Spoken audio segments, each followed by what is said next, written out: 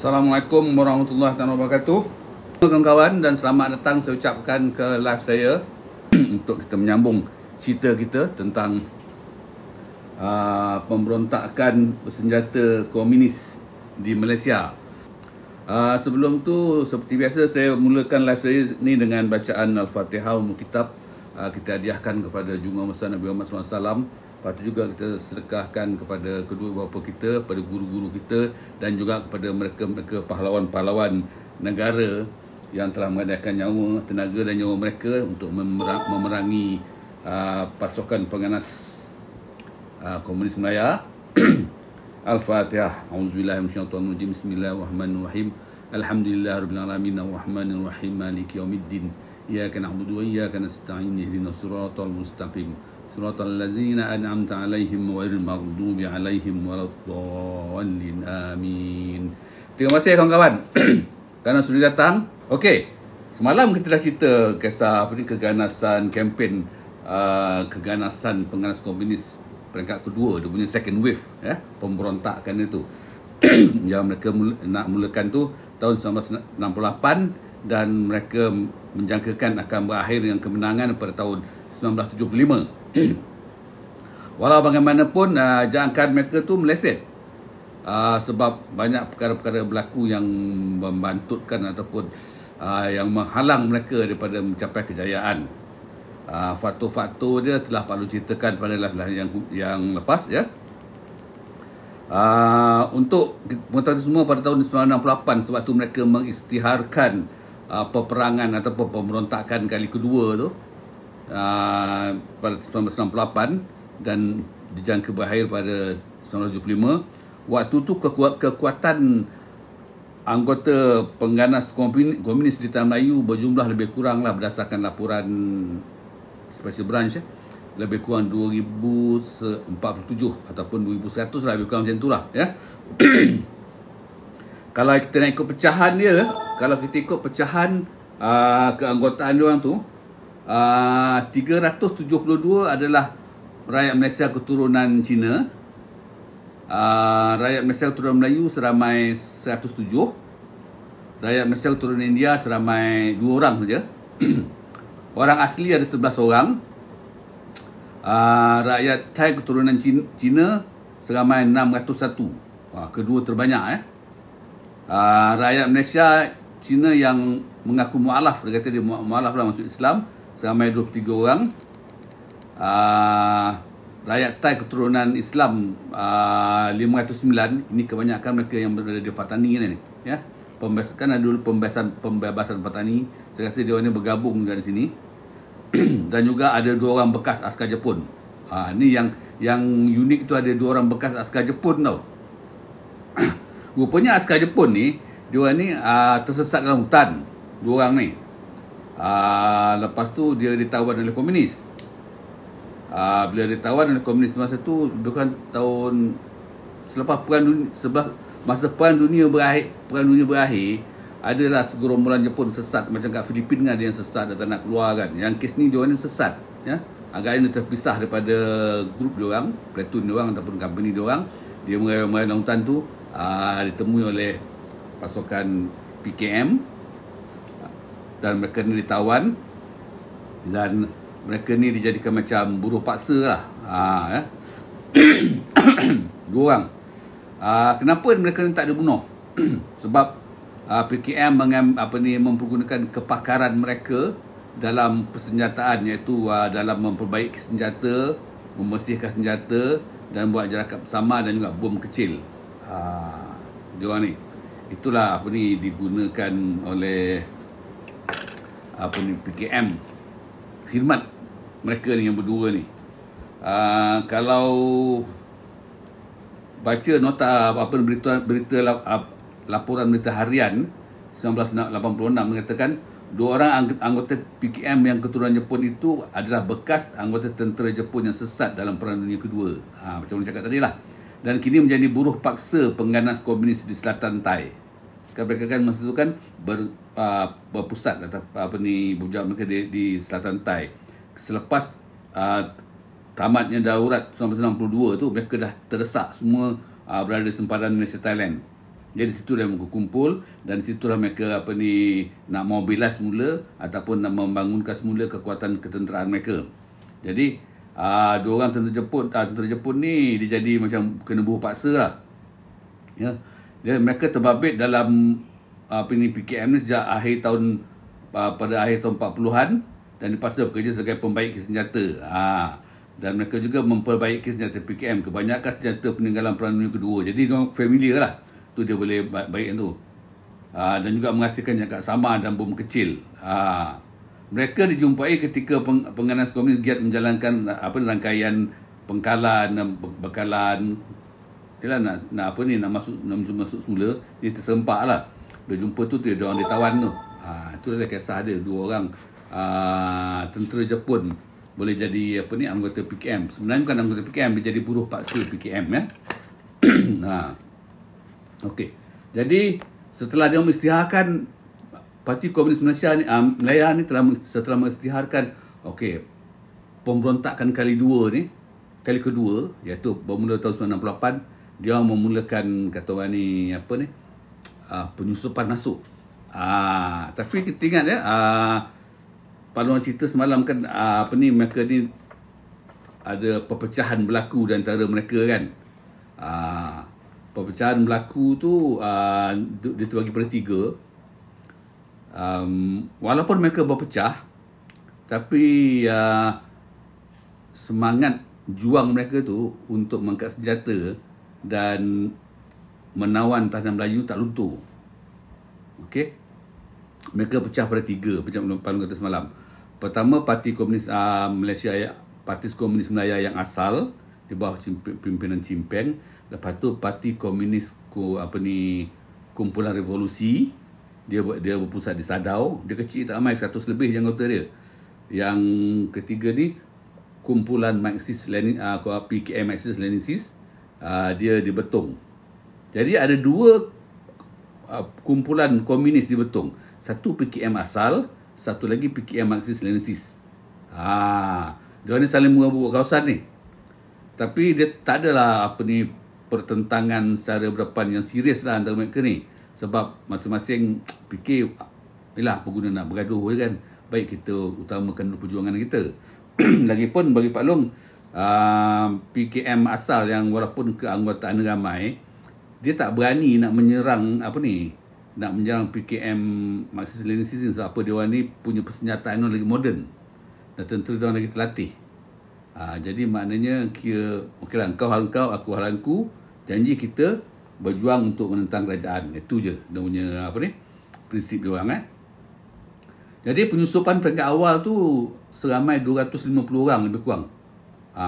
Dan macam Pelong kata dalam Abang punya live sebelum ni, mereka ni dipecahkan daripada kumpulan-kumpulan kecil. Dia tak ada bergerak sebesar-besaran ni dah. Kecil-kecil. Paling-paling pun ramai pun 15 orang lah. Selalu dalam 5 ke 10 orang gitu. Dia menyusup masuk. Dia menyusup ke nak mendirikan base camp semula. Ya. Dia menyusup 3 negeri yang dia target. Kedah, Perak dan Kelantan. Sebab tujuannya untuk mendirikan pengkalan. Tapi kali ini pengkalan tu tak adalah pinggir hutan sangat macam semasa daurat 48-60 tu dia dekat-dekat dengan hutan kan. Pergi pinggir hutan. Tapi kali ini dia agak jauh ke dalam sikit. Sebab dia takut serangan angkatan keselamatan kita kan, because anggota keselamatan kita sekarang ni makin lama makin kuat. Persenjataan dah moden, dah terlatih dan banyak unit-unit baru ditubuhkan ya. Macam askar Melayu Diraja dah tentu ada lah. Lepas tu ranger, keterlibatan ranger, lepas tu cavalry, dan banyak unit lagi lah. Termasuk juga dengan polis. Dia ada polis hutan. Lepas tu dia punya komando 69. Okey. Jadi kempen dia orang kali ni, dia orang panggil apa? Perang rakyat ternyata. Konon-kononnya tu dia nak memenangi hati rakyat. Dia kata ini adalah perang rakyat. Semangat mereka begitu tinggi selepas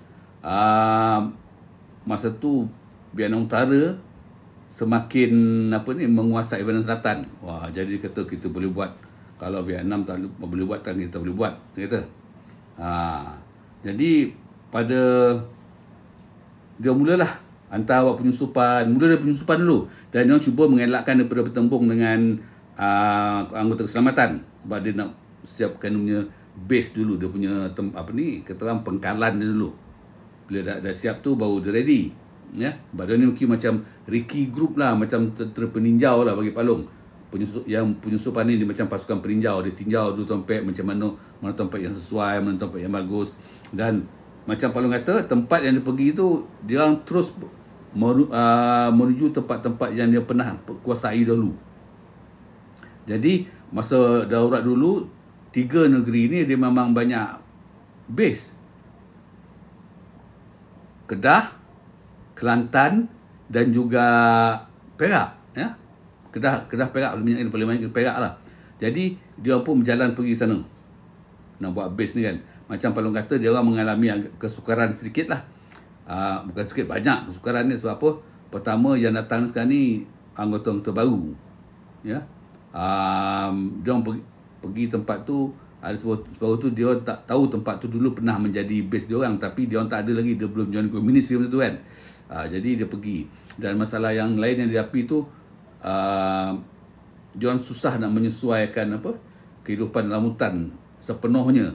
Sebab apa? Selama ni dia training kat camp kan, base kat camp je, jadi dia tak rasa macam survival punya training ni kan.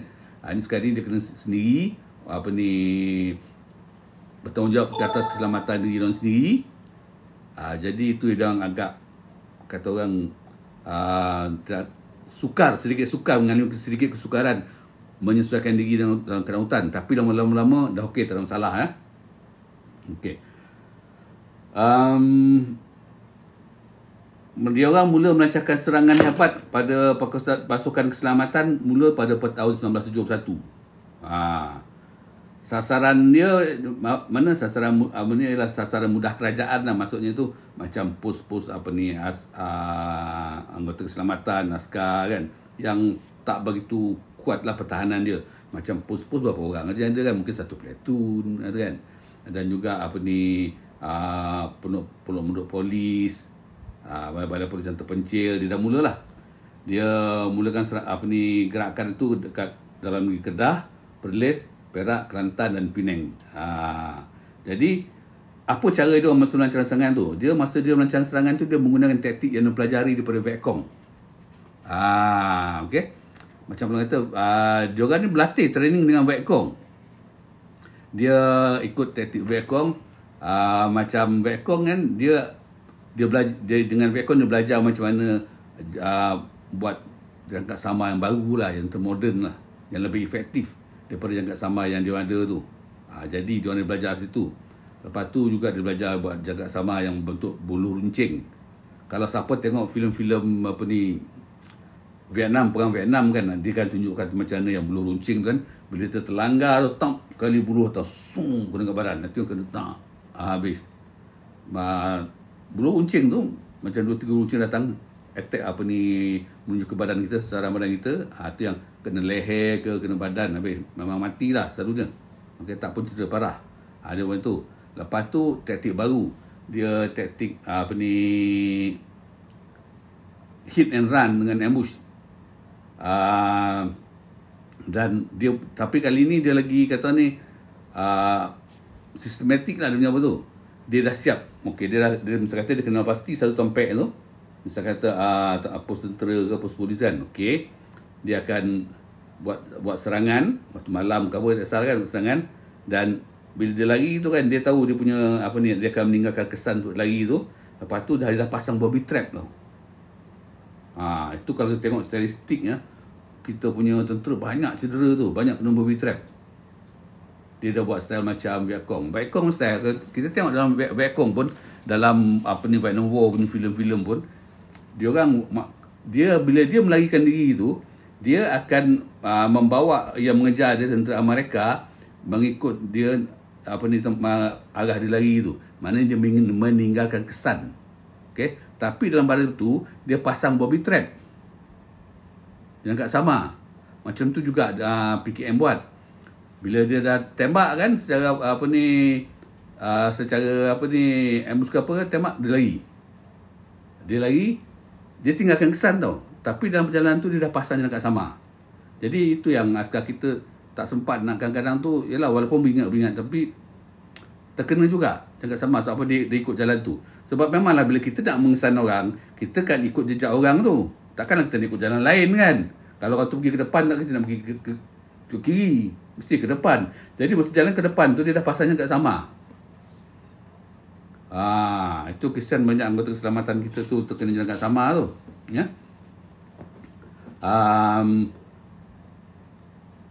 Kerajaan Malaysia menuduh lah apa ni, Vietnam apa ni membantu pengganas komunis. Tapi masa lawatan dia punya Perdana Menteri dia tahun 71 tu lah, Perdana Menteri Vietnam, Phan Van Dong nama dia, dia menafikan. Dia kata oh tidak, dia tak buat. Dia kata dia orang tak ada bekerjasama dengan Parti Komunis Melayu.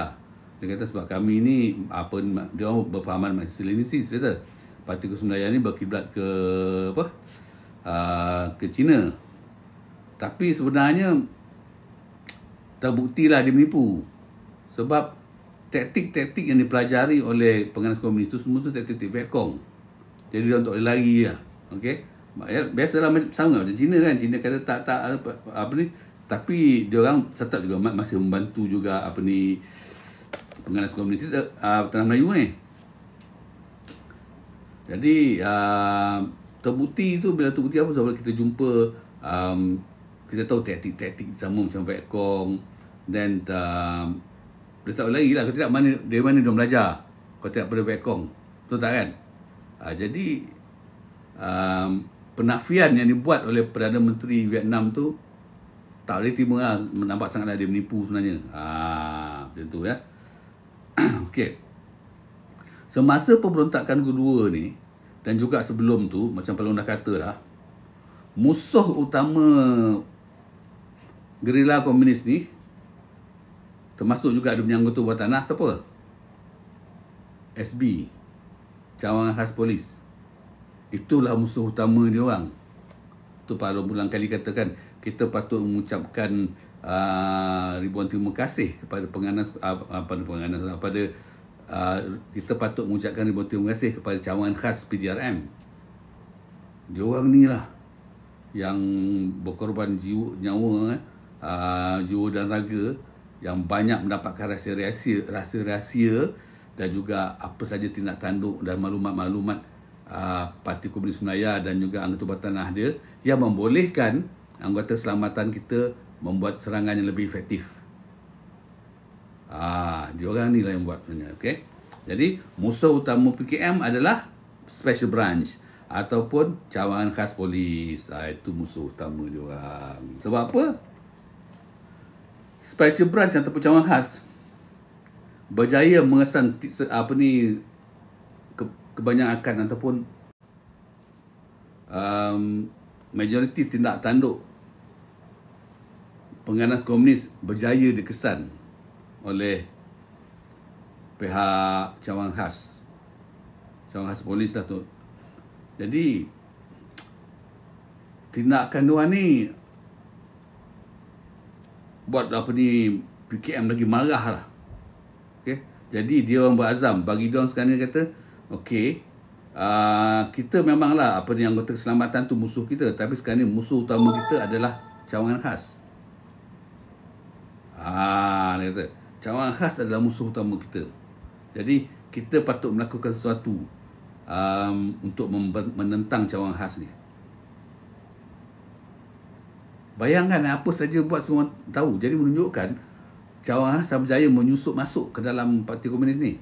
Itu yang cerita senang tu, yang berlakunya perpecahan tu. Sebab dalam Parti Komunis Melayu berlaku perpecahan sebab PKM, Ahli Tuan Ketua Pusat dah kata, kita punya pasukan ni telah dimasuki oleh Cawangan Khas, atau infiltrate orang putih negara telah dimasuki oleh Cawangan Khas. Sebab apa? Kebanyakan kita punya rahsia semua tu dapat diketahui oleh kerajaan. Jadi macam mana lagi mesti kerja Cawangan Khas dan mesti salah satu pada kita, regimen kita ni telah di masuk ke telah apa ni, Cawangan Khas telah berjaya masuk. Itu yang dia arahkan regimen ke apa yang di Sadau untuk dia kata siasat semua anggota dia yang masuk tahun 62 ke atas dan mana disyaki bunuh. Sebenarnya dia arahan sebenarnya macam kan, dia kata suruh bunuh dia, mana yang muda-muda tu yang masuk lambat tu bunuh, dia kata. Itu yang Parti Komunis yang berpengkalan di Sadau tak setuju. Itu yang dia keluar. Dia keluar tu dia menubuhkan Parti Komunis Parti Komunis KR tu mana dia pasukan pecahan dia orang lah, revolusi pecahan dia, pasukan pecahan dia orang. Okey, jadi itu yang berpengkalan di Sadau tu. Sebab tu yang baru pecahan. Lepas tu pecah lagi sebab dia suruh pula yang dekat Betong untuk melakukan perkara yang sama. Jadi PKM apa ni, anggota yang in charge tu, dia punya ketua tak setuju. Itu yang dia pecah tu jadi PKM apa ni panggil PKM Marxist-Leninis. Tu pecah tiga tu. Tapi apa pun tiga-tiga ni, musuh utama dia orang adalah SB, Cawangan Khas. Dan pada pandangan Pak Long, tekaan Ahli Jadualtan Pusat PKM tu memang betul. Memang ada PKM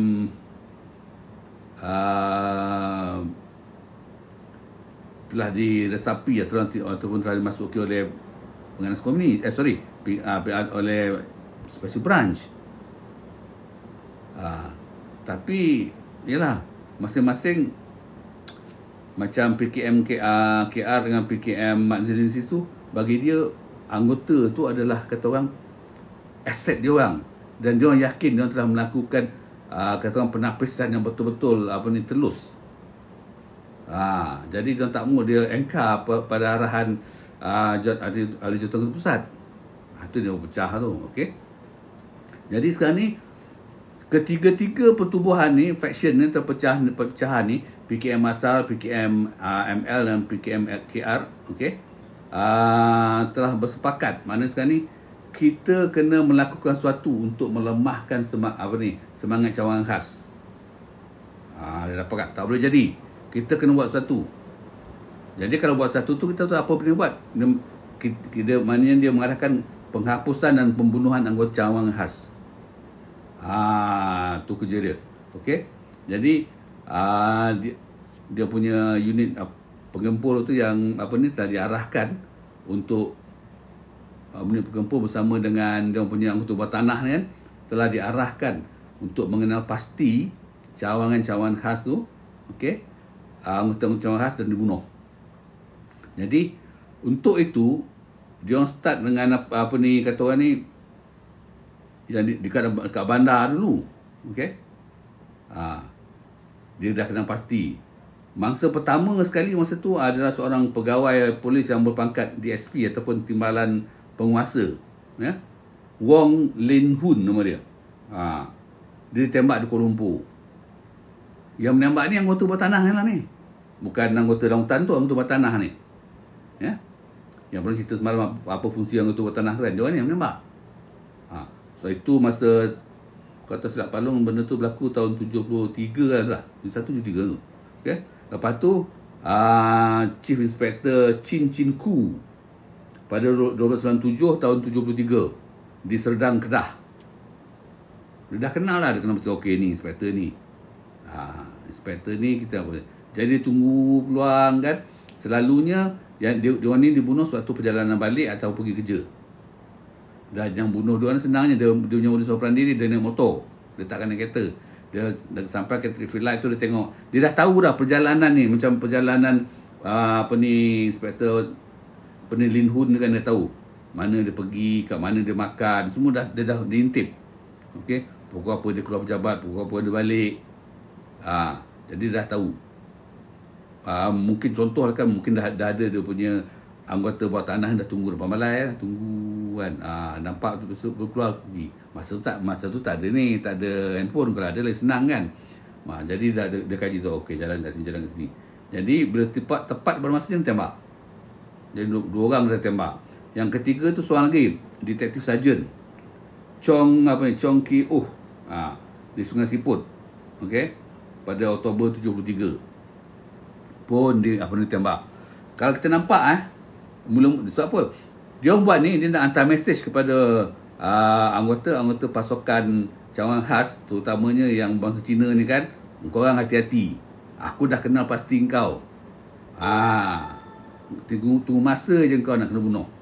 Memang kalau dapat kita bayangkan waktu tu kan, anggota cawangan khas yang bangsa Cina ni mesti berada dalam keadaan bukan ketakutan, tak adalah, maknanya dia berjaga-jaga, ya. Dan kita kena respect dia orang tu. Dia orang sanggup kata orang ni berjuang untuk menyelamatkan tanah Malaysia daripada pemberontakan penganas komunis. Bayangkan dia orang sanggup. Dia masuk polis. Dia jadi special branch. Dia sanggup mengadakan nyawa dia orang. Dia orang punya nyawa ni lagi kata orang ni macam telur di hujung tanduk. Special branch ni dibandingkan polis kat balai. Okey? Dia orang ni, dia pergi mana-mana, dia menyamakan. Bila masa je kalau orang kenal pasti dia tu SB, kena bunuh. Itu yang ketiga tu detektif sarjan Chong tu, Chong Keng Oh. Dia di Chong Keng Oh, dia di balai polis ni Sungai Siput. Dia pun tembak. Dah 3 orang. Waalaikumsalam, Mak Fikri. Lepas tu ada dekat Perak juga, dekat Malay Nawar. Kebanyakan dekat Perak tu, dekat Malay Nawar. Constable masih juga Special Branch Lee Si Kau, 12/1/74 dia pun dibunuh. Lepas tu dekat Melaka, detektif sarjan Yun Chin, dia pun dibunuh kat Melaka. Jadi banyak tu. Ini yang ni peringkat permulaan ni, dia nak tunjukkan yang orang serius, maknanya mesej dihantar kepada anggota Special Branch PJRM, korang jaga-jaga. Bila-bila masa je korang kena. Itulah. Yang ke-6 tu, masa yang ke-6 tu Constable Ong Sumpua pada 24 tahun 74 dekat Cemur, Perak. Jadi kita nampak banyak kat Perak. Jadi di situ kita tahulah memang kata orang ni kegiatan anggota komunis ni, gerila komunis ni banyak aktif di Perak. Dan kita pun tahu dia punya pengurusi dia pun, pengurusi lah, Setiausaha Agung dia, bos dia pun pada Perak, Setiawan Perak, Cimpeng tu kan, dari Perak. Jadi maknanya tu tujuan dia membunuh tu adalah memberi amaran kepada semua anggota polis yang berbangsa Cina, supaya berjaga-jaga. Okey. Tetapi kita bagi pihak kita pula, kita respect anggota-anggota polis berbangsa Cina ni, yang jadi SB ni, dia menjalankan tugas dengan cemerlang. So banyak rasa-rasa PKM kantoi dengan dia orang.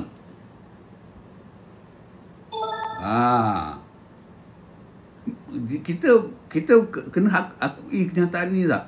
Sebab anggota-anggota polis yang berbangsa Cina ni, yang menganggotai cawangan khas ni, dia orang ni banyak memainkan peranan. Okey? Kalau kita Melayu yang SB Melayu nak pergi ke menyiasat ataupun nak kata orang ni nak cuba ikut PKM ni, susah. Senang dapat tahu. Ni tak, dia orang ni punya, bayangkan macam mana dia punya cover tu, dia punya undercover dia orang tu. Cukup dahsyat. Tu paling respect orang tu. Okey. Lepas tu pada tahun 74 berlaku satu perkara yang kata orang ni membuat PKM macam alamak. Tun Razak pergi buat lawatan ke Cina. Ni diorang risau tu. Tun Razak siapa? Tujuan Tun Razak pergi buat lawatan Cina tu adalah tujuan hubungan diplomatik dan juga ekonomi. Jadi memang takut dah. Jadi kesan yang dihadapi oleh PKM ni, dia risau tu.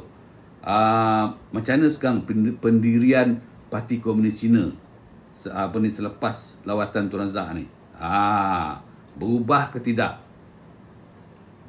Adakah dia masih lagi memberi sokongan kepada Parti Komunis Melayu? Macam tu. Lepas tu apa tindakan pula PKM lantaran daripada selepas daripada lawatan Tun Razak ni? Dah tentulah dia bertindak lebih agresif lagi. Tapi sebenarnya walaupun dia orang buat lawatan diplomatik, okey, Tun Razak pergi buat lawatan diplomatik dan mengadakan hubungan diplomatik, PKM tetap juga PKC tetap saja menyokong dan membantu PKM.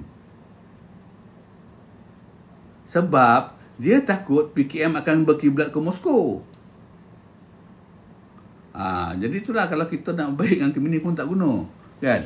Tapi yalah, tindakan Tun Razak tu kita bagi Pak Long, kita tak patutlah kita nak mengecamnya ataupun membantah. Sebab apa kan? Sekurang-kurangnya Parti Komunis Cina malu alah dengan Malaysia sikit kan. Tak adalah nak terang-terangan nak sokong PKM. Sebab sekarang dah ada hubungan diplomatik. Macam perjanjian ada, benda ekonomi semua ada. Jadi terpaksa lah kata orang ni, dia serba salah lah sikit. Tapi dari belakangnya dia tetap membantu, tetap menyokong perjuangan Parti Komunis Melayu. Okay? Jadi apabila Tun Razak pergi tu, komunis lagi mempergiatkan lagi tau tindakan keganasan dia tu. Dia mula masa tu pula secara kebetulan tu pembinaan Lebuh Raya Timur Barat serang giat jalankan. Jadi dia nampak ni kan, pembinaan Lebuh Raya Timur Barat ni adalah satu, kata orang ni, cara kerajaan nak menghalang, mengekang pergerakan dia orang. Kenapa? Sebab apa? Kita tahu kalau tengok Lebuh Raya Timur Barat tu, daripada Perak terus ke Kelantan. Dan kita tahu kawasan aktif dia orang, okey, bila dia orang keluar daripada sempadan Nesetai tu, dia akan menempuh, untuk dia terus ke Semenanjung, selatan Semenanjung, dia akan menempuhi melalui dua negeri ni, Perak dan Kelantan. Kalau nak ikut bahagian pantai timur, lalu Kelantan. Kalau tengah dan barat, dia akan kena ikut Perak. Sekarang ni pula dah ada jalan raya. Sebenarnya jalan raya tu, orang panggil itu untuk security reason tu. Orang panggil jalan keselamatan. Jalan keselamatan tu. Bila kita buat Lebuh Raya Timur Barat tu, di situlah kita dapat menubuhkan kem-kem ataupun pos-pos tentera. Sebab dah ada kemudahan jalan. Nampak tak? Kalau kita saja-saja nak buat tengah-tengah hutan tu letak kem tentera, tak boleh. Macam mana logistik macam mana? Bekalan macam mana? Takkan nak agak bekalan daripada udara aja. Nampak tak? Itu sebab dia buat secara strategik itu jalan Timur Barat tu. Kalau tengok kan, memang strategik. Dan masa dulu banyak pos-pos tentera situ. Jadi tujuannya kan, bila pos-pos tentera tu ada, dia dah mengekang pergerakan penganas komunis daripada utara tu sempadan tu nak pergi ke selatan. Itu tujuan utama dia. Dan bila ada Lebuh Raya tu, hubungan antara satu pos atau satu kita panggil pos lah atau camp kan, askar ni atau polis pun ada hubungan jalan yang mudah lah, dah jalan raya. Jadi senang nak membantu, apa hal nak membantu senang antara satu sama lain. Kalau kita kata pos A ni diserang oleh penganas komunis, pos B boleh cepat datang bantu. Nampak? Jadi itu semua tu yang dia buat tu. Jadi memudahkan anggota tentera dapat mendapatkan bantuan, okey. Dan yang barat boleh bantu belah timur barat, dan pergerakan jalan lancar, okey. Dan juga dalam masa yang sama menjaga keselamatan penduduk-penduduk setempat. Contoh daripada Greek tu kan, okey. Lenggung dia, bila kita nak pergi ke Lebuh Selatan kan, kita banyak kampung-kampung yang terpencil tu kan, macam Lenggung, Greek semua tu kan. Tu semua tu dah dah mudah kata orang ni, accessibility ataupun jalan masuk dah mudah. Dan pergerakan anggota anggota selamatan sama ada polis tentera pun dah mudah, senang. Jadi keselamatan penduduk tempat kawasan tu macam di Grig, Lenggung tu semua tu terjaga, terjamin. Macam tu juga yang di belah-belah Kelantan, terjamin ataupun dilindungi oleh pasukan selamatan kita. Satu. Dan satu lagi, untuk menjaga projek-projek kerajaan. Macam kita nampak ada Ampangan Temenggu, Ampangan Banding Temenggu tu kan, Royal Bloom ni kawasan tu kan. Jadi untuk memudahkan. Sebab apa? Ampangan Temenggu dah ada. Okey. Lepas tu sekarang ni air dah naik Ampangan Besar. Nak pergi ke Ampangan tu dah ada jalan. Dan tentera boleh masuk ke dalam lagi, ke ulu ke bahagian Royal Bloom tu, sebab banyak dulu kamp askar kat Royal Bloom tu, pos askar boleh pergi ke depan lagi. Maknanya sekarang kan dia dah banyak mengampung pengekangan komunis tu. Kalau siapa dapat bayangkanlah kan, kalau siapa tahu biasa macam Pak Long biasa pergi kat Royal Bloom kan, sebab selalu pergi mancing, jadi nampak memang ada kamp askar di situ, pos askar itu lagi. Jadi dah ada bertaburan, dah ada. Sepanjang jalan Timur Barat pun ada. Memang bukan senang jaga keamanan ni. Jadi dengan itulah dia, dengan adanya Lebuh Raya Timur Barat ni kan, banyak benda boleh buat. Jadi pergerakan anggota keselamatan lagi luas.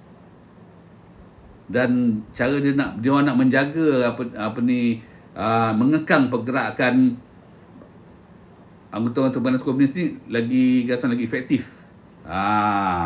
Okey. Itu dia. Jadi macam Pak Long kata tadi kan, PKM dia hantar mesej kepada anggota-anggota cawangan khas kan, dia bunuh ada berapa orang, ada 6 orang dia bunuh kan. Dia tak berhenti situ lagi. Dia buat lagi sampailah ke puncak tu kan, salah satu puncak tu pada 7 bulan 6, okey. 1974 dia berjaya membunuh Ketua Polis Negara Tan Sri Abdul Rahman Hashim. Ini semua kerja-kerja anggota bawah tanah dia orang lah ni. Yang tak untuk bawah tanah dia punya kerja. Dia dekat persimpangan Jalan Tun Perak, Jalan Tun Perak dengan Jalan Raja Culan. Masa tu Allahyarham ni nak pergi kerja kan, tembak. Yalah, siapa duga, tak menduganya kan. Yalah, Pak Long pun yalah ada berfikir juga kenapa waktu tu kan memang dah orang kata pemberontakan peringkat kedua, stage 2 pemberontakan PKM. Kenapa tak dijaga Ketua Polis Negara kan, satu yang tertinggi sekali dalam Polis Raja Malaysia ni, takkan tak ada dia punya. Yalah, dah tu kata waktu dah ajal kan. Sepatutnya KPN ni kenalah ada pengiring dia ataupun bodyguard ikut kan. Siapa dia orang punya style ni, dia orang bunuh ni kan semua cara macam mana tau, cara bawa naik motor. Naik motor diorang, dia tunggu, dia ikut, dia follow sampai ke traffic light, mesti berhenti kan. Berhenti di sebelah tu, pam tembak tu. Jadi lah kita kata apa dah, sepatutnya kenalah kata orang bulletproof ke apa kan. Tapi lah dah kata orang ni dah ajal dah ajal Allahyarham ni, dia masa tu, masa dia sebelum dia meninggal tu, dia baru setahun tu jadi Ketua Polis Negara tau. Dia menggantikan Tun Saleh Tuan Saleh apa. Allahyarham ni ketua KPN yang ketiga. Allahyarham ni ya. Jadi dia pula memang volunteer kan, kalau dia kena jadi target sebab dalam 32 tahun dia bekerja berkhidmat dengan Polis Raja Malaysia, 19 tahun dia sebagai SB. Dan dia banyak bertugas di Kedah. Jadi orang dah mark dia dah. Pengenalan komunis dah mark dia dah. Pak Long yakin di bawah pimpinan beliau lah kan, masa dia tu kan, kata ni Special Branch Police ni lagi efektif, dia punya pergerakan lagi efektif untuk menangani masalah bahagian komunis ni. Okey. Dia KPN yang ketiga. Sebelum tu Tun Muhammad Saleh tahun 66 sampai tahun 73. Sebelum tu Tan Sri Sir Claude Fenner, Claude Fenner. Mak Saleh tu 58 sampai 66. Maknanya sampai tahun 66 kita punya KPN kita, Ketua Polis Negara kita adalah Mak Saleh. Jadi anak Melayu yang pertama jadi KPN adalah Tun Muhammad Saleh Ismail. Dia pada tahun 76 sampai 66 sampai 73. Okey. Jadi tahun 74 tu kan, komunis dia plan nak menawan Malaysia sampai 75. Tu dia macam apa dia kata ni, semua dia, segala apa yang boleh buat dia buat untuk menjayakan benda tu. Tapi dia orang tahu dia orang dah berada dalam keadaan yang tersepit. Sebab apa? Anggota selamatan kita pula makin lama makin besar dan disediakan dengan persenjataan yang canggih, yang lagi baik daripada orang. Jadi dia orang tahu sebenarnya tu dia orang fighting losing battle, tapi dia tidaklah kata masa tu tahun 74 75 tu pula tu, masa tu kejatuhan Vietnam Selatan ditawan oleh Vietnam Utara. Lagi dia kemudian lagi bersemangat lah untuk mempergiatkan lagi serangan peringkat kedua ni. Jadi dia panggilkan tahun 75 dia panggil Year of Combat. Tahun pertempuran dia kata. Jadi PKM menjadikan tahun 1975 sebagai tahun pertempuran. Dia orang pun memperhebatkan lagi lah tindakan ketenteraan di hutan, di luar bandar dan di bandar. Paling aktif masa tu adalah faction atau pecahan daripada Parti Komunis Marxist-Lenisis. Dia orang paling aktif. Dia orang paling ganas. Sebab apa? Dia orang ni dibekalkan dengan senjata-senjata yang moden lah. Okey. Lepas tu dia orang ni yang bertindak meletupkan pengeboman Tugu Negara tu pada 26/8/1975. Pukul 5 pagi meletup Tugu Negara. Ni semua ni saja dia hantar mesej lah pada kerajaan kan. Okey, dia orang masih serius lagi untuk menentang kerajaan. Tu satu. 26/8 tu dia bom Tugu Negara. Satu lagi, ini memang satu kata orang ni peristiwa besar yang berlaku lah. Dia orang melempar bom tangan dekat kontijen Brigade Tengah Polis Sultan di Jalan Perkeliling. Itu lagi. Akibatnya kan 52 orang cedera parah, 52 orang cedera, 18 cedera parah dan 2 orang terkorban. Benda tu berlaku di kamp Brigade Tengah Jalan Perkeliling. Mengikut ada cerita ada salah seorang yang salah seorang anggota polis yang ada masa tu kan, dia orang buat habis operasi tau. Okey, agaknya buat habis operasi, dia sampai balik lah. Balik. Jadi dia orang kumpul lah mendengar taklimat sebelum bersurai. Dia memang macam tu. Mana-mana pun kalau apa pun, kalau baik askar kepolisian, sebelum operasi pun ada taklimat, sesudah operasi pun ada taklimat. Okey. Jadi masa tu dia berkumpul lah. Rupanya dia ada roll call tu nak kira orang ni. Taklimat ni dia bagi tahulah apa buat macam mana kan, ataupun dia orang benda tu adalah taklimat daripada dia punya komander lah ya. Jadi dia orang berkumpul tempat. Rupanya pergerakan dia orang ni mungkin masa dia dalam terak lagi tu dah diikut tau oleh anggota bawah tanah ni. Siapa ingat tahu balai polis hutan tu Brigade Tengah dekat Jalan Perkeliling tu. Sekarang dah baru lah, dulu baru lama.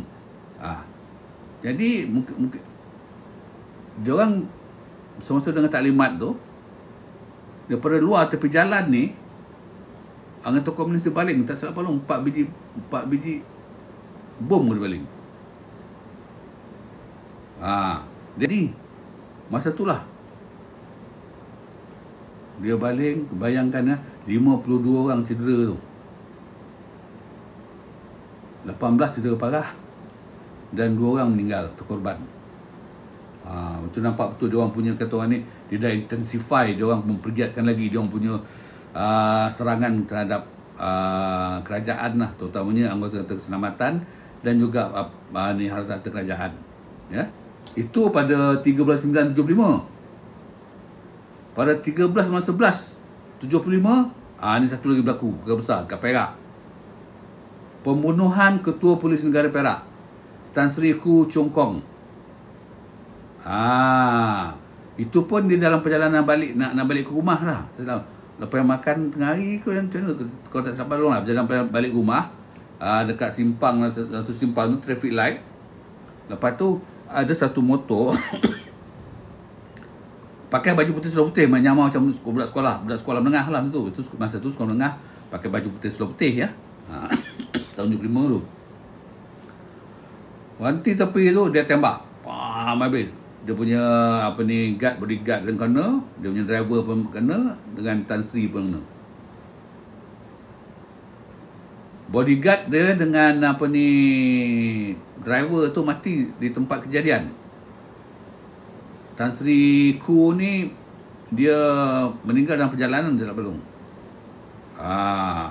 Dia pun kena. Nampak dia betul nak bersungguh-sungguh tau. Okey. Lepas tu banyaklah dia menggiatkan lagi serangan-serangan dia. Dekat terhadap pos-pos dan kubu-kubu pasukan keselamatan, mana terpencil tu memang dia attack. Dia datang, dia attack lagi. Tapi yang kata ni yang bahaya tu, sebelum dia datang attack tu dia dah pasang jangka sama tau. Untuk tempat dia lari tu. Dia orang tahu mana jangka sama, jadi dia bersenang nak elak kan. Tapi bila dia punya style masa tu, dia tak datang attack terus tu sampai kalah, tak ada. Mesti kata sampai dapat tahun pun tak. Dia datang, dia attack, attack, lagi, jadi kita yang kata sama terkejar. Bom, kena bobby trap, bom, kena jalan sama. Tu yang kesian tu. Target dia kat mana tu? Mana pos-pos dan kubu-kubu keselamatan sepanjang sempadan Malaysia Thai tu, tu target dia orang. Yes, dia cari hit and run. Itu target dia orang. Bayangkanlah kalau Pak Long pun masa tu, kalau Pak Long jadi askar kan, Pak Long tak berani nak keluar. Kita bertahan nak keluar, salah jalan, kena bobby trap. Berapa ramai anggota keselamatan kita yang putih kaki, putih tangan, banyak. Kalau kita tengok nanti baca statistik kan, ikut statistik kan, yang banyak terkorban ni kita hanya anggota keselamatan itu banyak terkorban tau. Dan cedera, paling banyak cedera lah. Macam dia orang tak banyak cedera. So apa, dia orang cedera pun dia buat lari. Lepas tu entah mana mampu dia tanam kita tak tahu kan. Okay? Dia panggil dia punya taktik tu serangan kilat. Ini dia belajar pada Vietcong lah. Hit and run, serangan kilat. Attack, lari. Attack, lari. Tak percaya kau tengok dalam cerita Vietnam War kan, dan askar mereka tengah relax, kamera attack lagi. Lepas tu masuk bawah tanah. Itulah kerja dia orang. Sama juga, dia masa tu dia buat dua. Satu, dia serangan kilat dekat pos-pos, selalu dilakukan waktu malam, waktu pagi kan. Kedua, memang koyak mental. Pak Long saudara abang-abang saudara keluarga Pak Long ramai askar, dan cerita macam tu. Jangan main. Nak keluar, nak kejar ni kan, fikir 2-3 kali. Sebab apa? Bobby trap siapa tu dipasang tu. Dia orang tahu mana dia pasang bobby trap, kita tak tahu.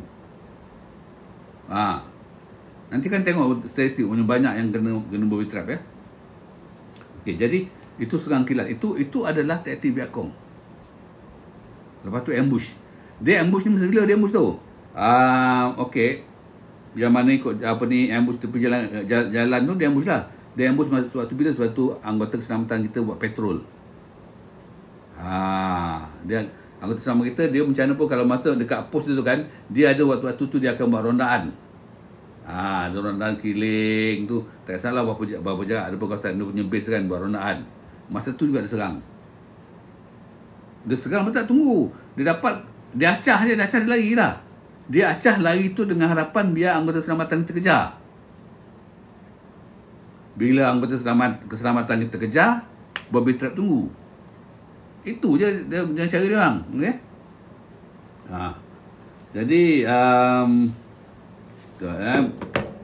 kalau kita tengok berapa banyak SB yang jadi apa ni, kalau dari segi pembun apa ni, okey. Balon tengok balon baca korang dalam peta, dalam buku yang balon apa ni rujukan ni kan, dia tunjukkan dekat mana yang apa ni berapa ramai apa ni kira rentetan peristiwa pembunuhan yang dilakukan oleh Pengganas Komunis. Mula sekali 12 Julai 1973 tu, dekat mana tu? Dekat Alostar. Chief Inspector Chin Chi Kui tu, okey. Dia dekat Alostar, okey. Lepas tu 27 Oktober 1973 dekat Perak. Dekat Perak saja ada berapa kejadian bunuh? Dekat Perak ada satu detektif sarjan apa ni Choi tu. Lepas tu detektif Lee Si Kau. Lepas tu detektif Chin Sun, detektif Chin. Lepas tu detektif Leong. Lepas tu detektif Tan. Ada berapa? 1 2 3 4 5 6. Termasuk Tan Sri 7 orang. Itu dibunuh dekat Perak tu. Dekat Perak. Paling banyak kejadian bunuh tu adalah di Perak dan Selangor. Okey.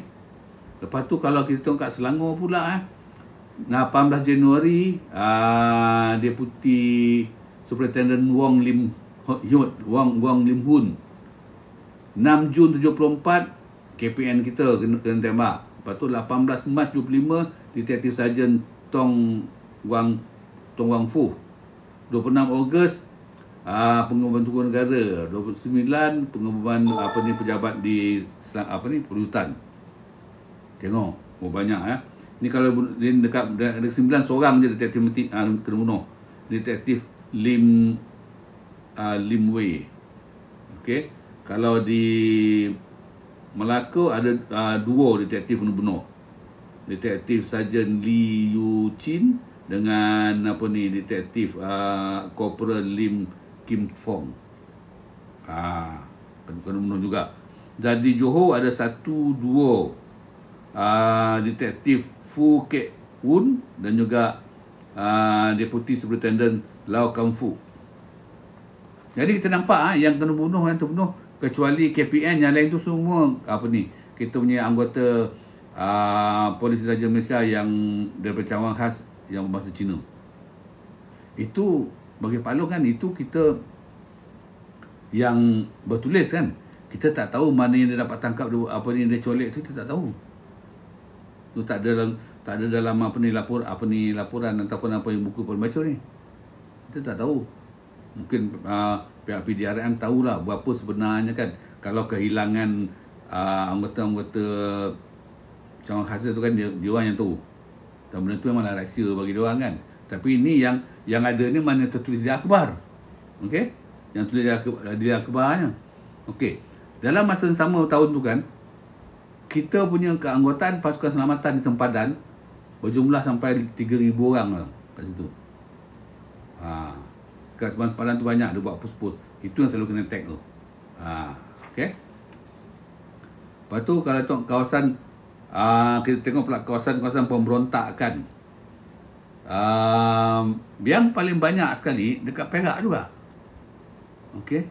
Kat Kedah tu dia punya base dia satu, sebab kan dia orang selepas nak melancarkan gelombang kedua pemberontakan Pengganas Komunis kan, dia mengarahkan yang punya anggota-anggota dia orang buat base baru. Okey.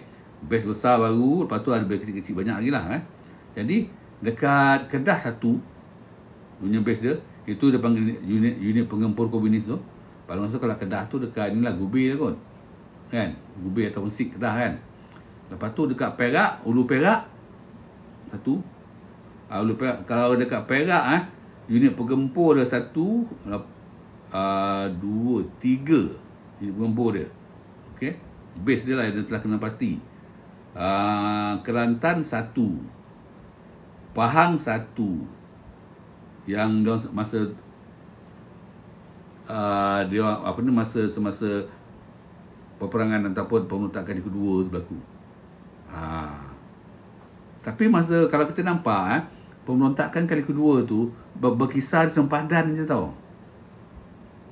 Jadi maknanya dia tak berapa nak berjaya lah, nak bergerak tau, keluar sangat daripada ni sempadan tu.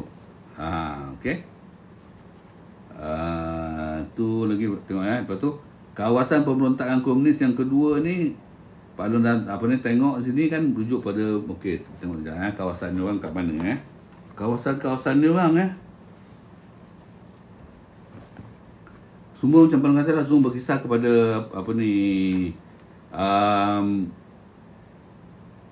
sempadan, dekat sempadan tu dia orang besar sempadan. Okey, dia orang juga berjaya tu mengadakan demonstrasi tu. Masa tu kerajaan kita dah dapat green light daripada kerajaan Thailand untuk meletakkan lebih kurang 400 lebih anggota polis hutan tu kat Betong tu.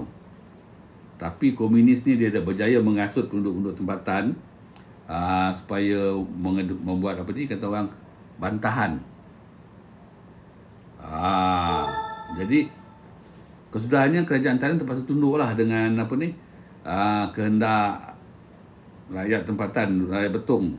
Jadi terpaksalah kita punya anggota pasukan Pasukan ni masuk semula ke kawasan Malaysia. Tidak ada dibenarkan buat base kat Betong. Sebab apa? Bila buat base kat Betong lagi senang kita nak melancarkan operasi-operasi. Itulah kerja komunis. Okey, kalau nak tengok tunjukkan korang, bacakan statistik kat korang Okey, ini statistik dia Statistik operasi keselamatan di Semenanjung daripada 75 sampai tahun 82 Okey. Lepas tu tahun puncak lah, lepas tu dah kurang lah Okey. Tahun 75 kan, kalau kita nak kira segi pertempuran yang paling banyak sekali di Perak. Tahun 75 pertempuran antara penganas komunis dengan pihak anggota keselamatan. 46 kejadian pertempuran di Perak. Okey. Lepas tu diikuti oleh Kedah 28. Ni tahun 75 ni masa dia nak melancarkan kata orang ni peperangan ataupun pemberontakan senjata bahagian kedua ni. 46 kejadian di Perak, 28 di Kedah, Kelantan 11, Pahang 2. Jadi jumlah pertempuran pada tahun 75 tu sebanyak 87 pertempuran. Nampak? Okey. Kem yang dijumpai masa pertempuran tu kan, tahun 75 tu, kat Kedah 1 dia jumpa. Dekat Perak ada 26 kem. Okey. Dekat Kelantan 6 dan Pahang 1. Jadi pada tahun 75 tu kem dia jumpai semua jumlah ada 34. Nampak tahun 76. Okey. Ini di samping dia buat keganasan di bandar kan. Di samping kita punya SB melakukan pembenterasan di bandar-bandar dan di kampung-kampung dan bukan-bukan kecil. Pasukan keselamatan kita pula bertempur dalam hutan dengan dia orang. Dan apa yang boleh nampak kat sini, dia orang punya pergerakan, dia orang kata nak menyusup masuk tu, dia tak sampai ke selatan Semenanjung tau. Dia terhenti dekat Kedah, Perak, Kelantan, Pahang. Pahang pun sikit. Jadi baru nampak kan, dengan adanya lebuh raya Timur Barat tu kan, betul-betul dapat mengekang kemarahan dia orang lagi ke selatan ni, ke bawah lagi. Dia dah susah lah maknanya. Okey. Lepas tu tahun 76 dekat Kedah berlaku 51 pertempuran. Di Perak 130 pertempuran. antara pasukan selamatan dengan komunis ni. Okey. Dan apa ni, di Kelantan cuma ada 4, Pahang 4. Jadi jumlah pertempuran masa tu adalah 189 pertempuran. Kau bayangkan tu. Itu yang banyak tentera kita, Tokoba, tentera kita apa, nanti paling bacakan dunia statistik dia. Berapa banyak kau pun nak kata banyak, kita pun kesian lah ya. Okey. Lepas tu kalau camp dia jumpai masa pertempuran masa yang ataupun ditawan, Kedah 6, Perak 11, okey. Kelantan 2, Pahang 6. Jadi bila kita tengok nampak banyaknya camp, kita kena ingat macam belum kata, dia orang pada pergerakan pemberontakan yang kali kedua ni, dia pecah pada semua grup-grup kecil. Tak boleh lebih daripada 20 orang, 10 ke 16 orang macam tu. Jadi tu dia banyak siapa-siapa tu. Sebab apa? Kalau dia buat dalam kelompok yang besar, senanglah dia orang nak kena kerjakan oleh pasukan keselamatan. Tu sebab dia pecah-pecah tu. Walaupun dia buat pecah-pecah termasuk coach, dia buat pecah-pecah tu kan, untuk nak sampai ke tempat dia orang tu, Bobby Trap, kau jangan main lah. Memang kita punya kru jurutera ni memang puas lah nak bekerja, nak mengesan Bobby Trap ni. Sebab Bobby Trap ni dikesan oleh kru jurutera. Ya? Okey. Lepas tu tahun 77. Okey. 77 jumlah pertempuran betul coach. Jumlah pertempuran di Kedah 13, di Perak turun berbanding tahun 76 130, turun kepada 29. Okey. Di Kelantan naik pula daripada 4 naik pada 6 pertempuran. Okey. Ni kebanyakan ke area Gua Musang Lepas tu Pahang sebelum ni 4, tahun 76 4, sekarang ni naik 11. Tapi jumlah keseluruhan itu pertempuran tu di 3 negeri ni 59 saja. Sebabnya penurunan pertempuran di Perak. Okey. Dan begitu juga kem-kem yang dapat ditawan, Kedah 1, Perak 8, Kelantan tak ada, Pahang 5. Jadi jumlah 14. Jadi kita nampak kan masa 3 negeri ni yang kata orang ni yang terlibat teruk kan. Sebab 3 ni kan dekat dengan sempadan. Jadi dia dekat, dia nak menyusup sekejap, senang menyusup ya. Macam Selangor, Johor, Negeri Sembilan, bawah lagi. Panjang jalan dia orang kalau nak pergi kan. Okey, tengok lagi. Tahun 78 pula Tahun 78 Kedah meningkat 41 pertempuran. 78 tu. Okey. Lepas tu kat Perak daripada 29 pertempuran naik ke 37. Dia meningkat ya. Di Perak.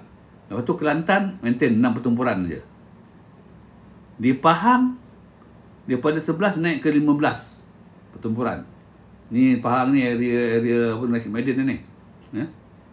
Jadi jumlah dia 99 daripada 59 pada tahun 7. 59 pada tahun 77 jadi 99 tahun 78. Dan jumlah camp yang dijumpai, Kedah 7, Perak 28, daripada 8 naik 28. Mana banyak lagi tu. Mana hutan tu, masa tu kan kita punya Pakatan Selamatan tak tergayau semua tu lah Batu Kampung Pak Long ni. Yalah, bukan saja nak berjalan, nak mengayau kan, sebab Bobby Trip mengata-kata.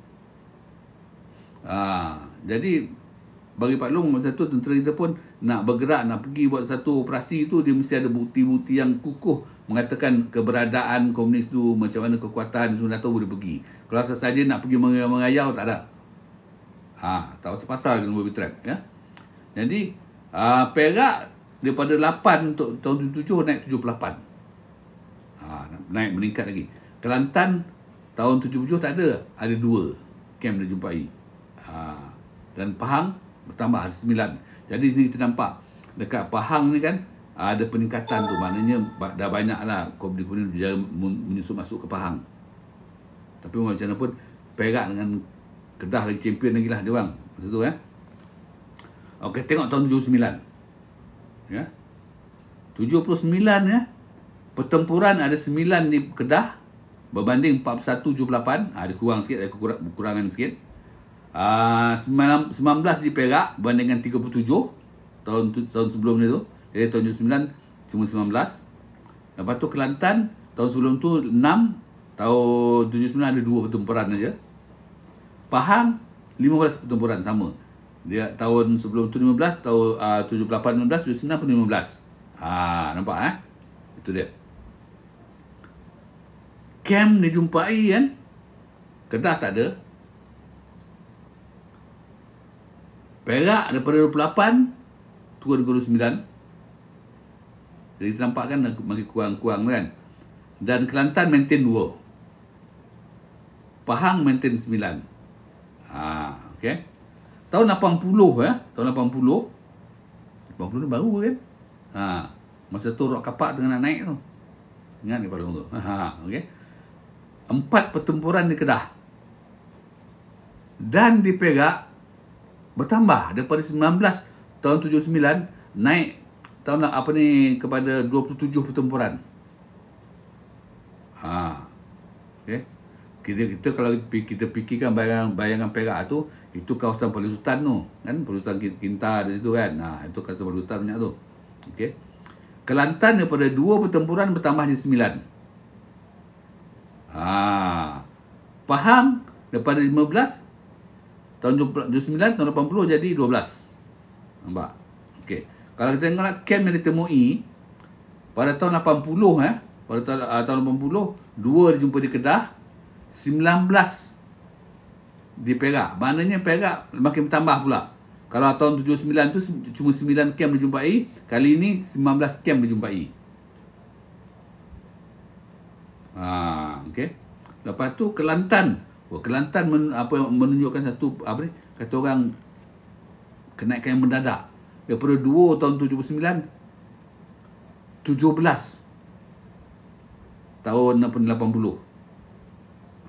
Pahang 9 tahun sebelumnya tahun 80 7. Jadi jumlah kem yang kata orang ni dijumpai pada tahun 80 adalah 45. Kedua tertinggi lah selepas tahun 78.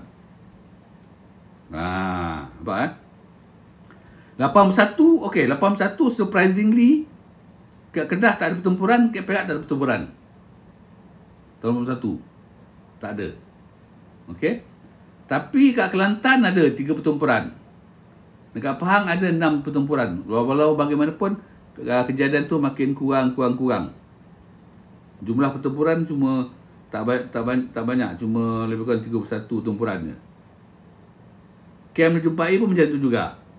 Kedah 3, Perak 4, Kelantan 1, Pahang 9. Mana makin menurun. Ini statistik ni yang perlu dapat daripada The Star daripada Star tahun 9 Januari 1983. Statistik ni daripada Star Okey. Kita tengok tahun 82 Tahun 82 kita nampak Kedah ada 25 pertempuran. Perak ada 11. Kelantan cuma 1, Pahang cuma 10 pertempuran, jumlah 47. Kem dijumpai Kedah 1, Perak 3, lepas tu Kelantan tak ada, Pahang tak ada. Jadi makin masuk turun lah. Jadi kan daripada tahun 75 sampai tahun 82 tu kan, sebanyak 609 pertempuran yang berlaku di Perak, Kedah, Kelantan dan Pahang. Pertempuran antara penganas komunis dengan pasukan keselamatan, termasuklah Polis Diraja Malaysia ataupun tentera. Angkatan tentera kita. Jadi kalau kita tengok kejadian paling tinggi sekali pertempuran ni di Perak. Perak mencatat 299 pertempuran bermula daripada 75 sampai tahun 82. Banyak. Memang Perak tempat dia memang lubuk dia orang lah, tempat Cimpeng kan. Cimpeng kan duduk Tiawan. Ramai lah. Okey. Lepas tu diikuti oleh Kedah, kemudian Pahang dan Kelantan.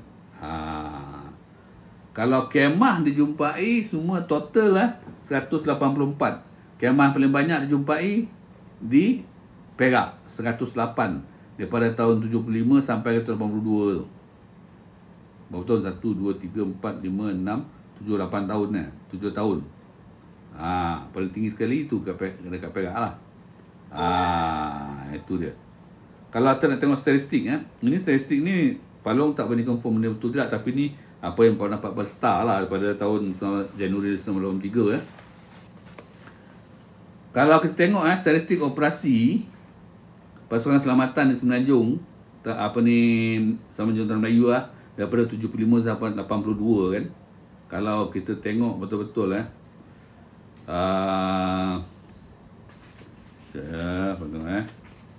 statistik ni kira menyedihkan kita jugalah ya. Banyak anggota-anggota keselamatan kita tewas kan, terkorban dalam peperangan tu. Tahun 75 kan yang terbunuh kan, mengikut statistik ni. Kalau Palong rely dengan statistik ni. Kalau statistik betul-betul lah, kalau salah-salah lah ya. Jadi tahun 75 komunis yang terbunuh cuma 7 orang. Okey, 75. Pasukan punya ni pertempuran ni. Ini operasi pasukan keselamatan lah ni kat Semenanjung ya. Serah diri 6 orang. Cedera tak ada. Bukan cedera tak ada, bagi Palong cedera tu mungkin sebab apa, kebanyakan dia kan bila cedera tu kan dia punya kawan-kawan buat lari. Jadi memang bila askar itu kan ikut dia banyak kesan darah kan. Jadi kita tak tahu berapa orang yang cedera tu, tak dapat nak kan. Okey. Pasukan keselamatan tahun 75 tu, waktu tu ada tahun kemuncak lah tu ya perang tu, because sebab Pergerakan Komunis ingat dia boleh berjaya menawan Malaysia pada tahun 75 tu kan. Pasukan keselamatan ni maksudnya polis dengan tentera terbunuh 33 orang. Cedera 150 orang. Ni Palong kata yang cederanya kena bobby trap ni. Banyak tu. Kesian. 150 orang. Okey. Lepas tu kalau tahun 76 komunis terbunuh 16 orang. Pasukan keselamatan tak ada. Tapi cedera ada 9 orang. Ya. Dan komunis pula menyerah pada tahun 76 tu ada 19 orang. Ada menyerah diri ya. Kebanyakan ada orang yang menyerah pada SB dan polis lah. Tahun 77 kalau tengok pula statistik dia 77 ya. Komunis yang terbunuh 23 orang. Okey. Pasukan keselamatan 13 orang. Cedera komunis tak ada. Macam Palong katalah, kita tak tahu, tak dapat dia punya statistik ya. Sebab dia dalam hutan. Tapi anggota keselamatan kita 85 orang tercedera. Banyak ya. Tercedera ni. Tahun 78 komunis terbunuh 15. Pasukan keselamatan 14. Cedera pasukan keselamatan 124. Mana dia mencatat kedua tertinggi lah. Yang paling tinggi sekali kecederaan yang dialami oleh pasukan keselamatan tahun 1975. Nombor 2 tahun 1978, 124 ya. Lepas tu tahun 79 ya. Komunis terbunuh 26 orang. Pasukan keselamatan 15. Dan yang cedera pasukan keselamatan 89. Okey. Tahun 80 komunis terbunuh 26. Pasukan keselamatan 12. Dan cedera 27. Jadi kita nampaklah ada kata orang ni penurunan lah. Daripada 78 tu 124 cedera, 79, 89, 80 cuma 27. Okey.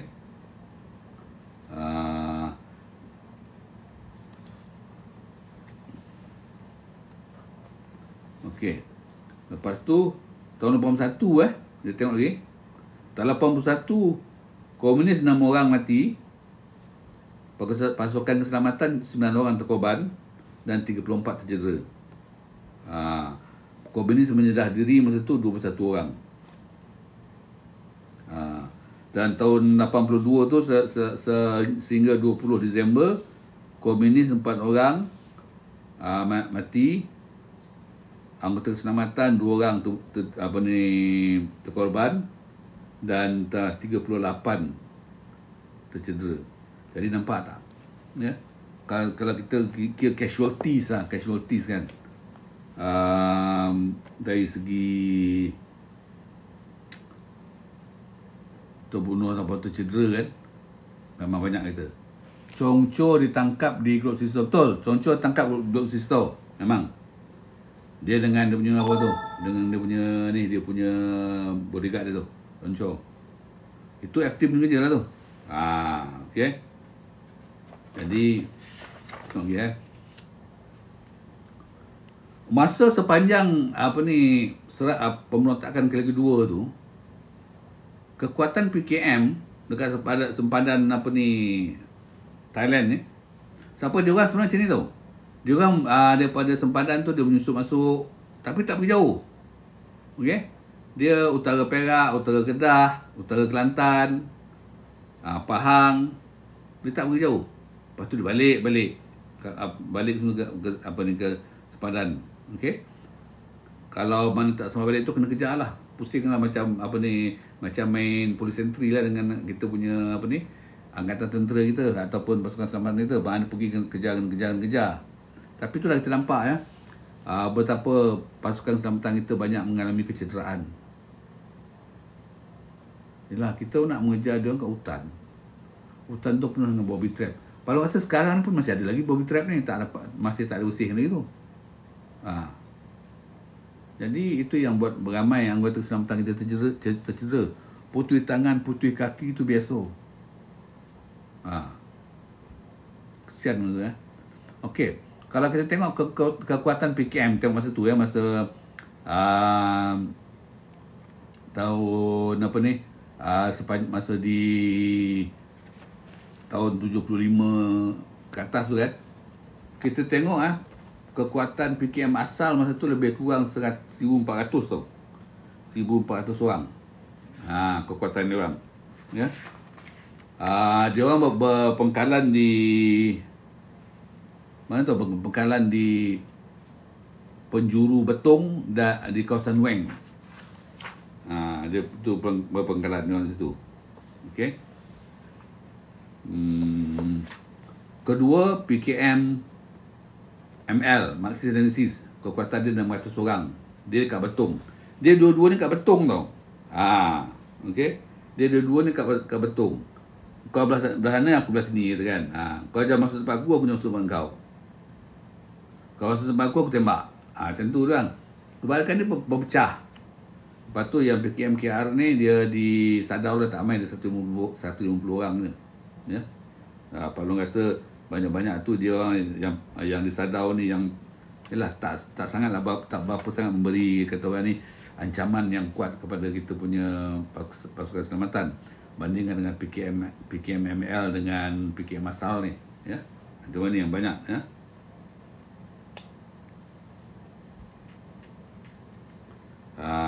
Jadi lepas tu kan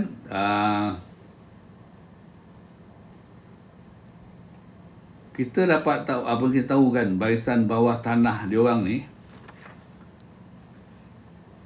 amat tanpa barisan bawah tanah komunis, pasukan komunis susah nak bergerak. Tanpa sokongan barisan bawah tanah dia orang, bekalan makanan ke, bekalan perubatan ke, keuangan, logistik ya, dan banyak lagi kan, dia orang sakit. Jadi dia punya barisan bawah tanah dia orang ni memainkan peranan yang cukup kata orang ni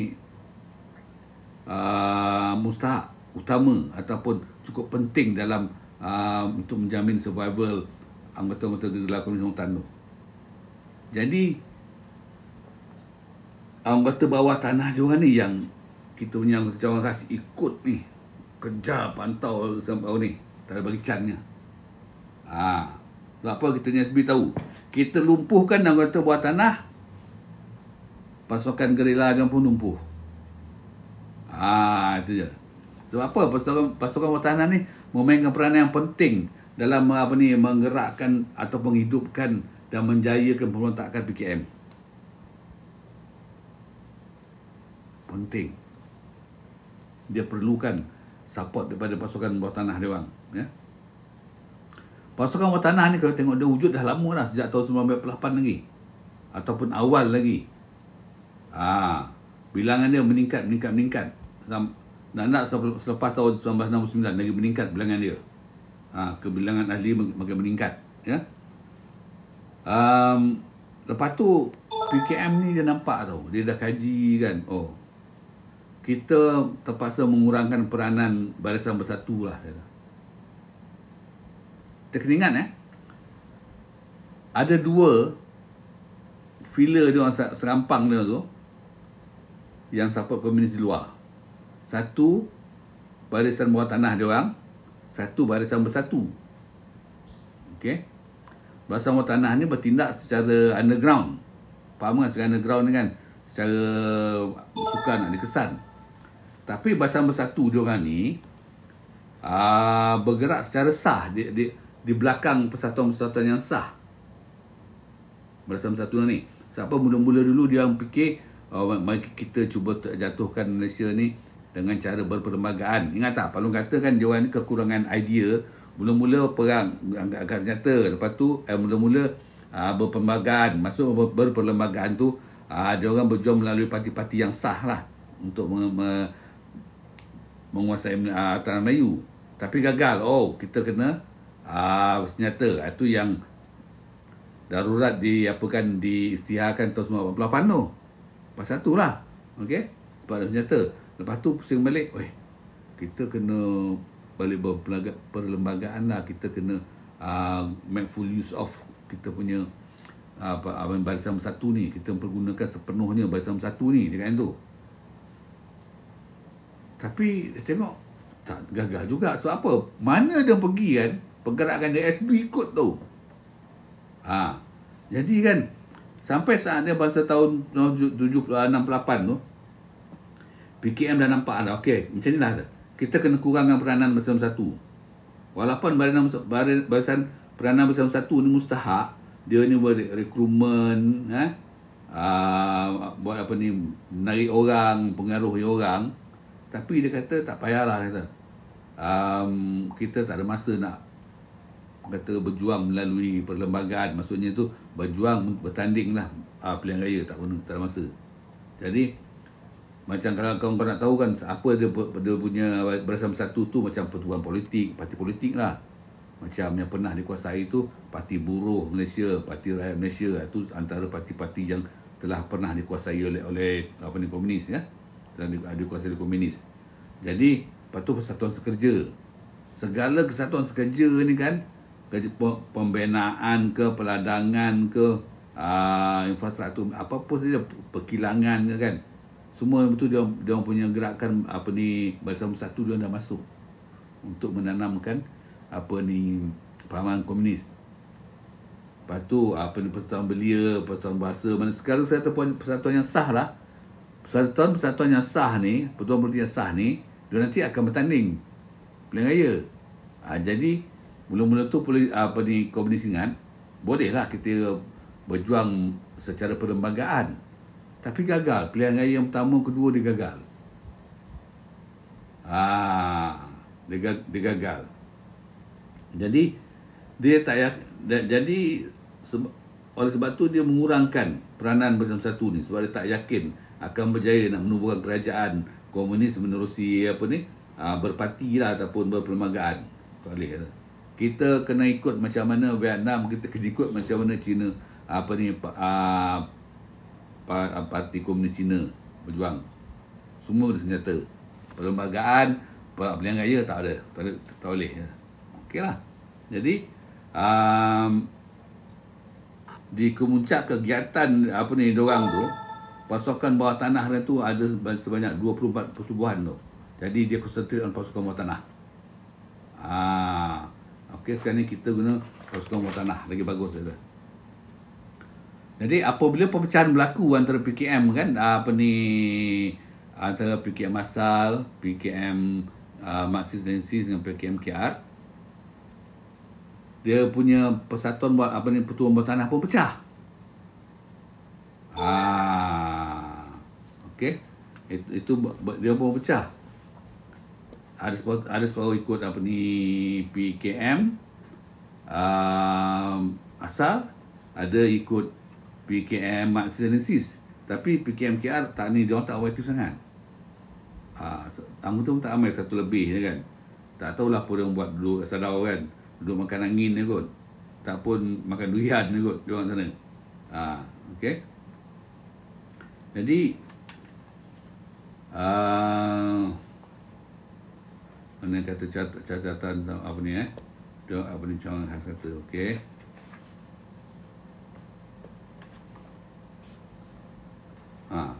Kalau kita tengok PKM asal, dia menguasai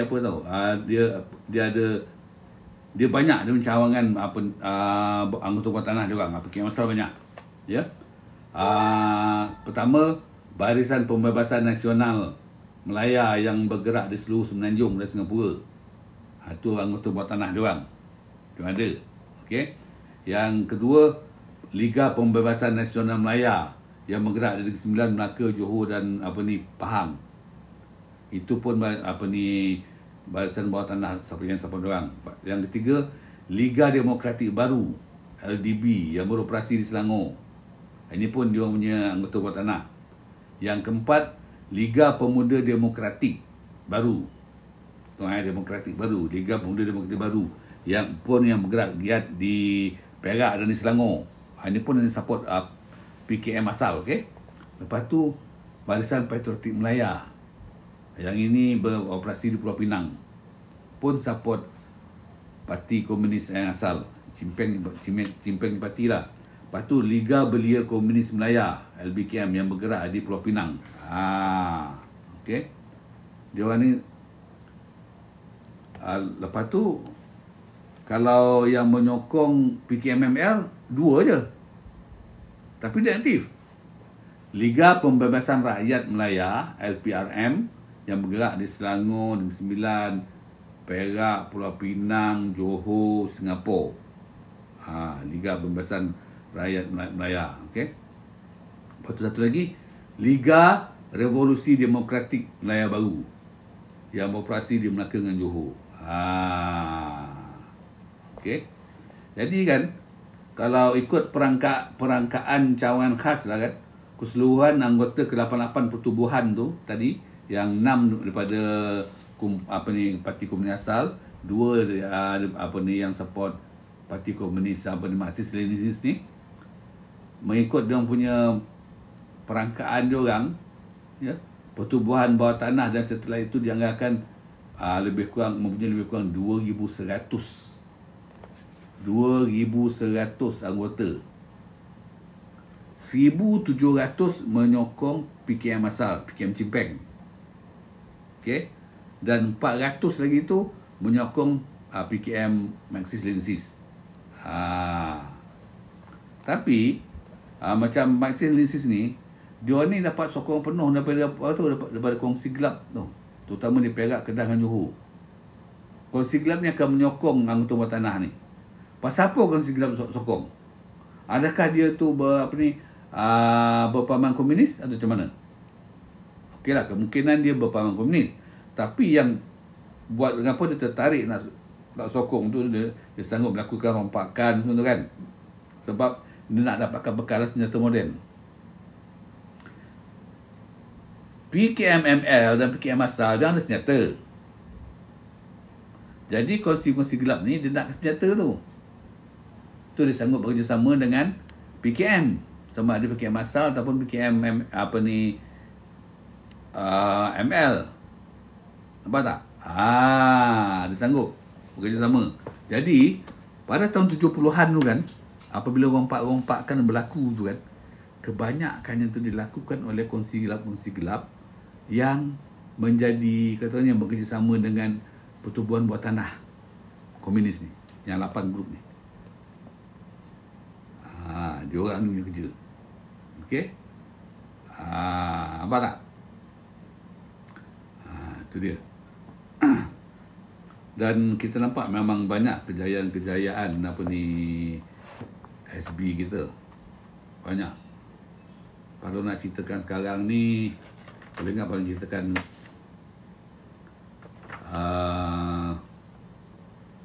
paling bagi saya ringkas dan nanti baru cerita saja detail. SB kita kan berjaya menggempur Barisan Bawah Tanah Komunis ni. Memang berjaya. Jadi kita kena ucapkan tahniah dan syabas kepada pasukan cawangan khas Polis Raja Malaysia. Dan tak lupa jugalah pasukan Perisik Angkatan Tentera. Tapi SB ni memang majoriti semua Cina. Tu kita jangan kita berfikiran sempit. Kita kata semua Cina tu komunis, tidak. Banyak Cina yang semangat patriotik nak menjaga Malaysia. Tak mahu tengok Malaysia ni dijajah oleh komunis. Ramai. Masuk ke tentera, memasuki polis. Dan diorang ni lah yang merekodkan kejayaan demi kejayaan dalam membenteras anggota-anggota bawah tanah komunis ni, yang menjadi tulang belakang kepada perjuangan gerila komunis lautan tertentu. Kalau untuk kata ni macam mana, summary lah, nanti paling ceritakan detail apa kejayaan diorang lah. Okay? Summary dia, kita tengok masa tu kan, daripada tahun 1968 sampai 76 tu, kita punya SB ni kan dah berjaya menghapuskan 24 pertubuhan bawah tanah tu. 24 dia berjaya menghapuskan. Okay? Kalau kita tengok F-Team, kita lain kita F-Team ni kan, kejayaan F-Team kan, dia berjaya menawan sampai 187 orang komunis, anggota bawah tanah. Berjaya membunuh 49 orang dan tangkap 1,700 orang. Kau bayang tu kejayaan diorang. Okey. Itulah kurang lebih. Nanti Pak Long cerita lebih lanjut lagi lah kisah kecermelangan cawangan khas ni. Pak Long bila nak cerita pasal kecermelangan cawangan khas ni, Pak Long kena ambil satu sesi nak cerita tu.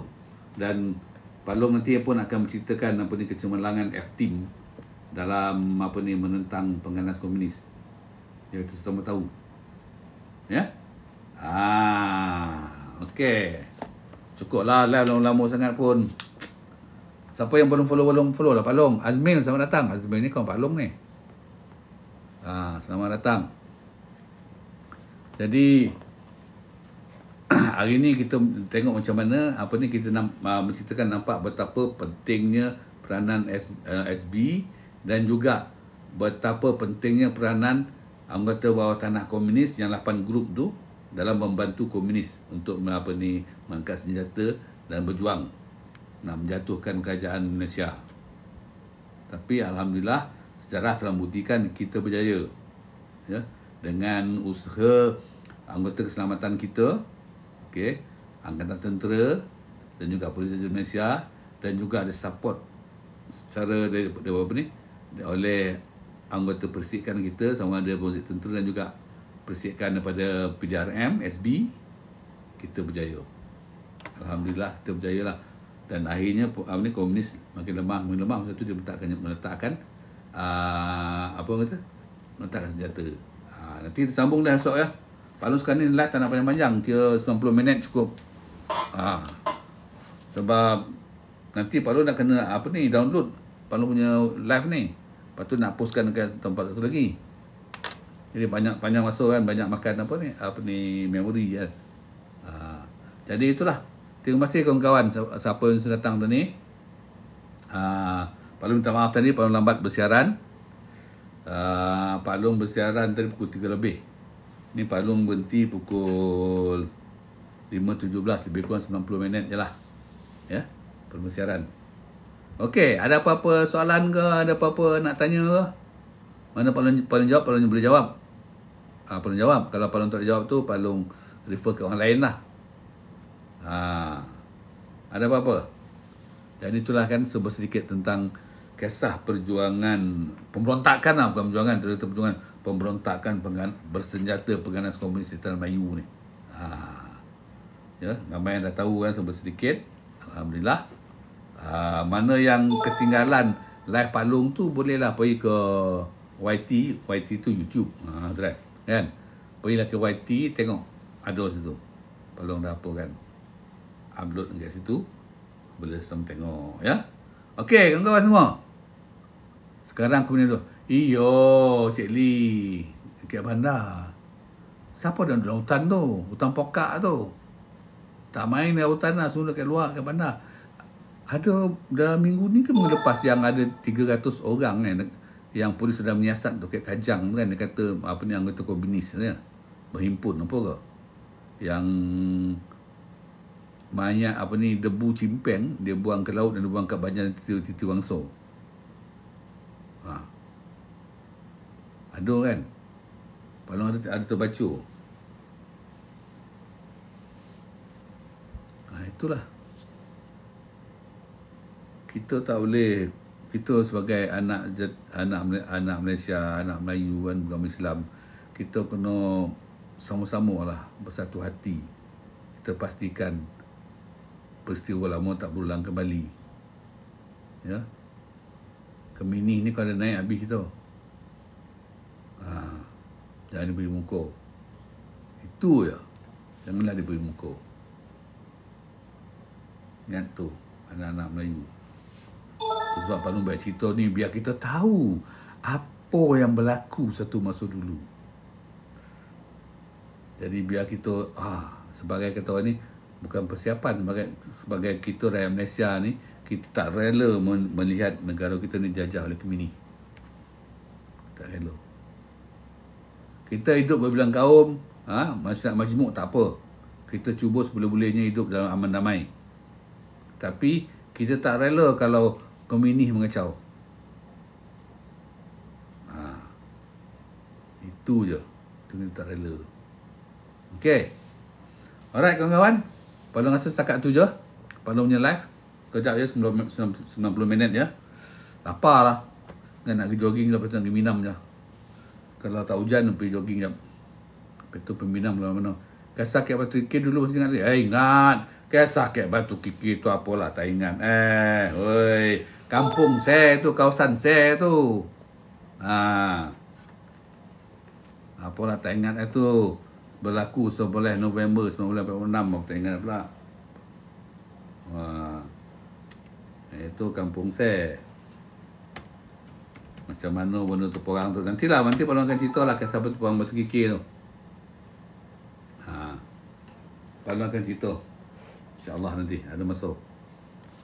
Palung pun dah janji dengan kawan Palung dah. Palung akan cerita kisah perjuangan, peperangan orang Melayu kita di Batu Kikir, di Padang Lebar dan di Batu Pahat. Nak cerita sekarang ni, nantilah dulu. Kita habislah kisah Keminih dulu.